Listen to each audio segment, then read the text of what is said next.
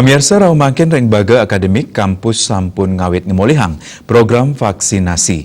Pemargin puniki kemargian antuk nabdapin pembelajaran luring sane ngawit laksanayang bulan Juli sane jagirau. Akademik sane rau saking Undiksa Singaraja sampun ngelaksanayang vaksinasi sani kemargian oleh pemerintah Kabupaten Buleleng. Kuentenan satak diri ASN saking para tenaga pendidik, wedin staf fakultas miwa rektorat, sani akean ngicenin ayahan majeng krama miwa mahasiswa, nyarengin pemargin vaksinasi.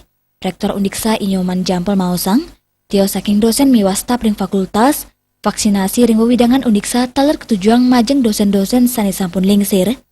Sejeroning pemergin vaksinasi galai mangkin, Undiksa merencana untuk mekarya tim vaksinator, sani rau saking para tenaga kesehatan sani sampun kedaftar dados pendidik ring Undiksa. Lianan punika vaksinasi puniki kedadosang pidadap saking Undiksa untuk ngawitin pembelajaran luar jaringan sani kerencana yang kelaksanaan ring bulan Juli war sekelital selikur sani jagirau. Sesampun kelaksanaan yang majeng jajaran rektorat Undiksa, selanturnya nih mahasiswa taler pacang kecen vaksinasi. Perindekan inucap taler nyantosang penyagian kuota vaksin saking pemerintah. Komang Yuda, Bali TV.